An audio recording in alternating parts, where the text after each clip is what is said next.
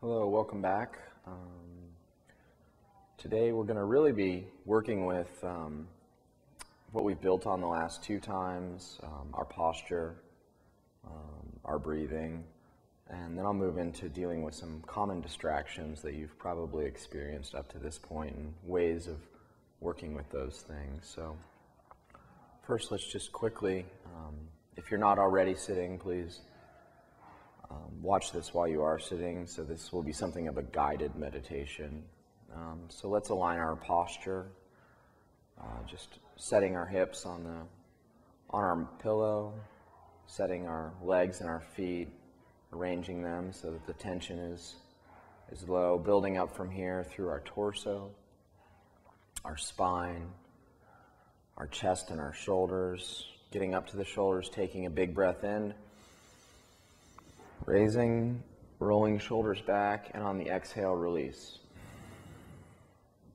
From here, our neck and our head reaching up towards the sky.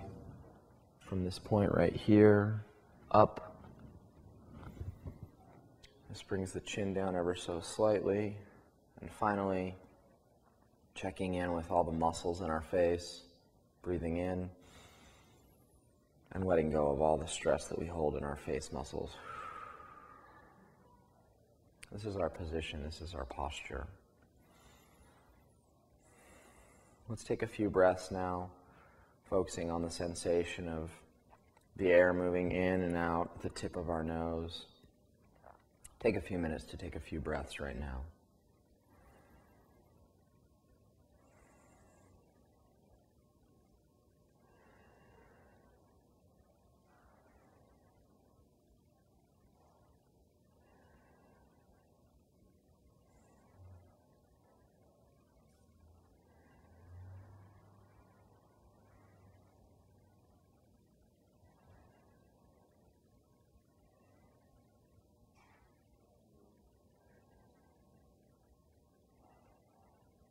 Notice where your mind is at this very moment. And if it's not on the sensation of the air moving in and out of your nose, gently return your attention to the sensation of your breath, making no judgments of good or bad. Just return gently your attention to the breath at the tip of your nose.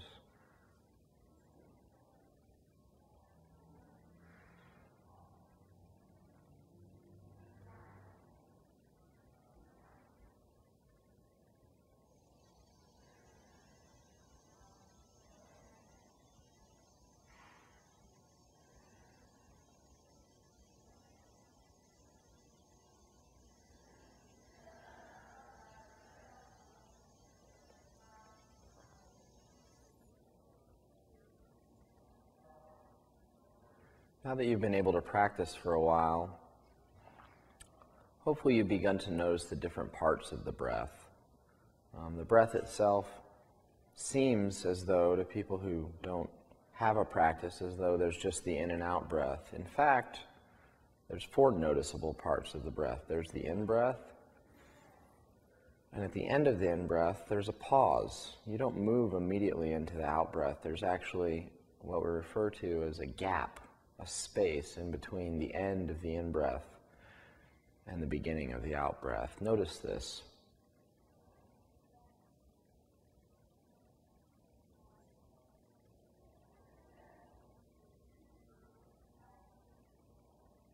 Notice also that at the end of the out-breath, there's a similar gap. So the in-breath, gap, out-breath, gap. And these gaps, these are the opportunities in which, in our practice, even if we focus on our breath, we have these moments, these gaps in which our awareness is able to just remain so long as we're focusing on our object of mindfulness, being our breath in this case. These gaps provide us with these little opportunities to basically have no project. When you first started sitting, it may have seemed kind of overbearing to have to focus all of your attention all the time on the sensation of your breathing. But let's take a few more breaths here and just notice these gaps at the end of the out-breath and at the end of the in-breath as well.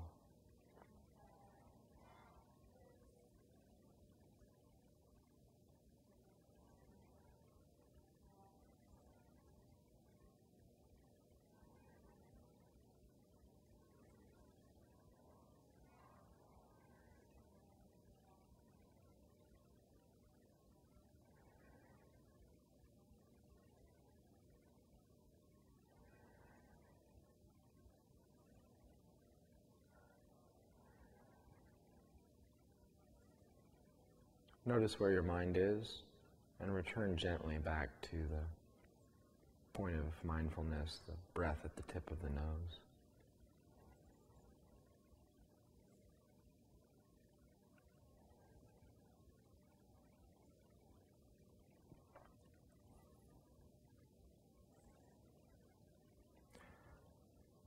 Just touch on some common distractions that you may have experienced up to this point.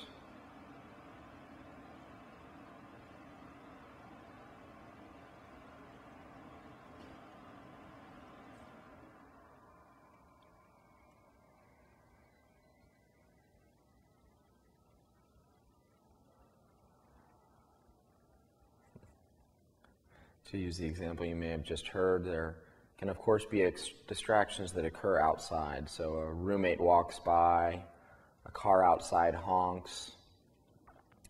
These things are obvious ways in which we're distracted, but they're also probably the easiest to deal with. We don't have to judge ourselves or our practice. It's fine to note these things, and it's fine to actually expand our awareness so that while we're sitting, the sound of a honking horn or a chirping bird or an air conditioner that kicks on, these are just things. These surround us, and these are very much part of our awareness. We should not be aware of them. Another thing that can take our attention away from our practice is actual physical pain. Having a practice is actually, while it appears that we're just sitting, is actually very physically engaged. This posture requires attention, requires strength. You may have noticed a lot of people when they begin a practice have lower back pain. In the first few weeks of your practice, you're actually building muscles that you may not have built or had developed up to that point. To maintain this posture does, in fact, require a degree, a level of fitness. And so if you've noticed that you're having cramps in your legs or pain in your back, one way to deal with this is to actually focus your attention ever so slightly, to kind of loosen your attention on the breath. And for a few breaths, actually focus and imagine that you're breathing through your nose, and let's say it's your lower back that hurts, down into your body, and that the breath is actually going to the place in which you have the tension. And to do a few breaths in this way, generally speaking, can have the effect of, by putting your attention on that spot and really paying attention to the pain itself, the pain usually actually tends to dissipate. So you can focus your attention on a point in your body and allow for a few breaths yourself to breathe into that pain and really have a curiosity. Instead of just thinking about the pain as a bad thing, have a curiosity and kind of extend your mind down towards the pain, using your breath as the vehicle and breathing in down to the pain, and on the out breath, imagine that you're releasing that pain out and away. This is a way of dealing with physical pain. Don't spend too much time. Some pains will just persist, and this is just part of establishing our practice. They too in time will pass.